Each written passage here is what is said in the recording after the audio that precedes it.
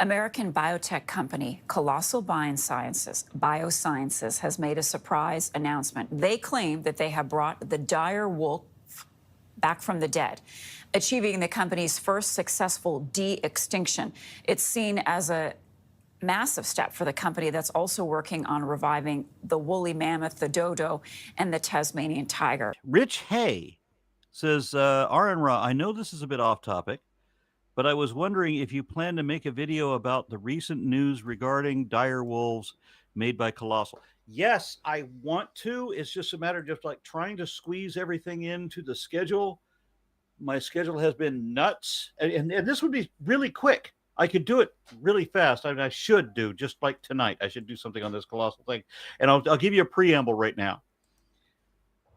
The genetic difference between dire wolves and wolves is more extreme than the difference between wolves and Lycaon pictus, the African painted dog.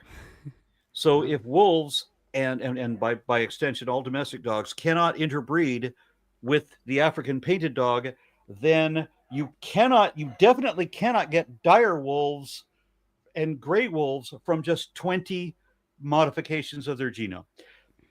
They found 20 differences, 20, and they made these 20 mods in the genome of gray wolves, and then they market that as if that's dire wolves. No, dire wolves are not wolves. Dire wolves are a prior form of dog distinctly different from. They are further away from wolves than epicyon is from wolves. I have to cut in here and correct myself for a moment because what I just said there off the top of my head was factually inaccurate, and I should have caught it when I said it because I know the taxonomy of canids pretty well. Now that we have direwolf DNA, genetic studies show that they are in a different genus than gray wolves and domestic dogs, changing the genus name from Canis to Anoscion, which loosely translated means it ain't no dog. But Epicyon was a Borophagine.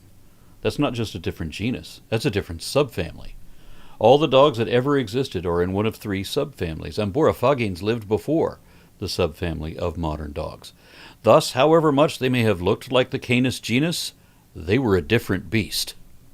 So this is an embarrassment that we have an agency that is dedicated to science that would promote something like this just for the sheer sensationalism of it. Sensationalism always ruins science.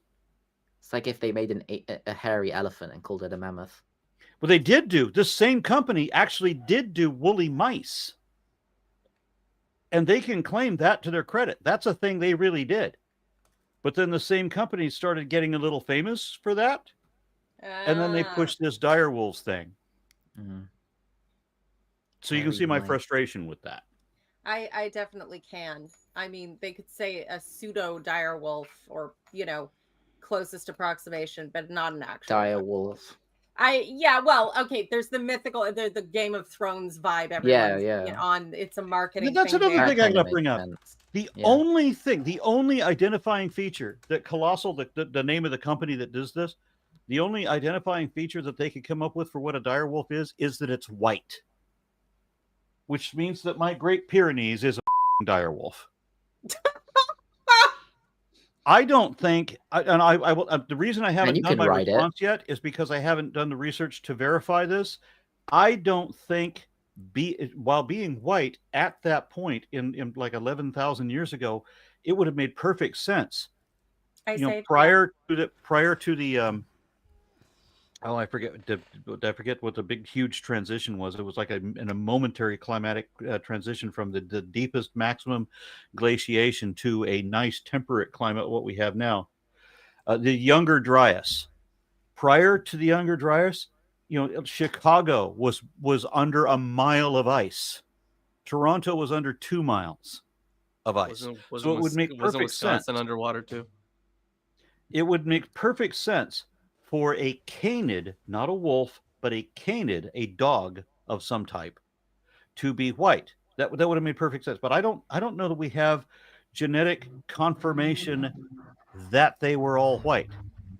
What I do know is that they were not wolves. Dire wolves are distinctly different from wolves. We shouldn't even call them wolves. We just called them wolves because we thought that was the only form of wild dog. And it was after that that they discovered epicyon and the borophagines.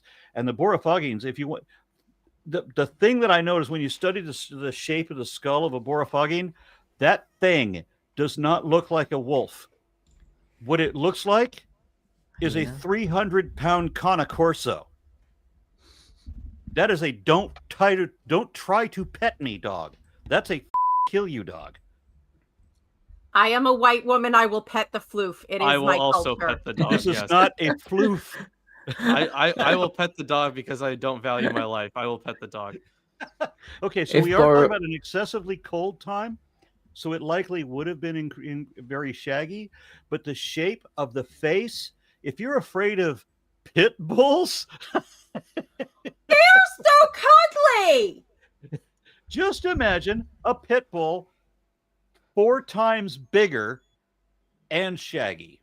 If they were Well, shaggy, that just where's means he Scooby? wants more belly rubs. That Here's just the- means here's he the wants more important thing. snuggles and belly rubs. When you look at epicyon or if you look at a direwolf, in either case, these are fully carnivorous animals that have never had a minute of human interaction. They haven't had 20,000 years of interbreeding to bring out these domestic traits so they can read our body language and everything. No, this is a thing that sees us only as food, or in the best case scenario, a chew toy. Dire wolves were big, but not as large as the movies depict.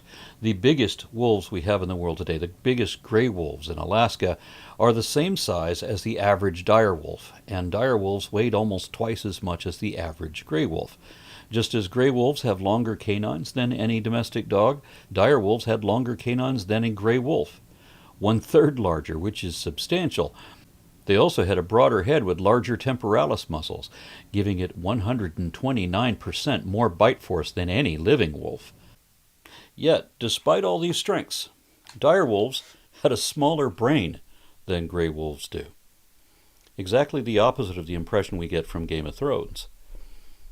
Could the difference of intelligence be why the Dyers are extinct and true wolves are still around? Well, it might explain why it is that the La Brea tar pits have trapped 100 times more Dyers than wolves.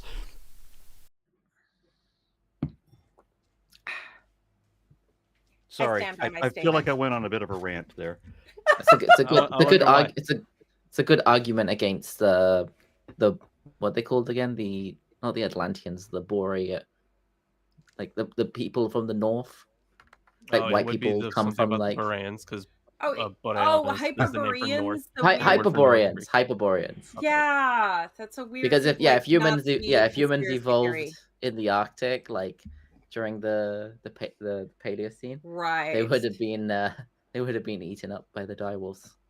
Damn straight. Arn, as Yes, your sir. producer, I can just give you a tip. Clip this and you have a video about the dire wolves. You know what? Saves your time. That's what he was Probably going just for. gonna do that. Just take your face and stick a couple pictures in, for the comparative anatomy elements that we can't all visualize instinctively because we don't all know as much as you, but Yeah. By the way, we're off I topic. do know that Tomer, the dire wolves, if you encountered a dire wolf in the wild, it would not be a Game of Thrones kind of thing. It would be more hyena-like, if anything. I wonder if the women all had cool, too. penises.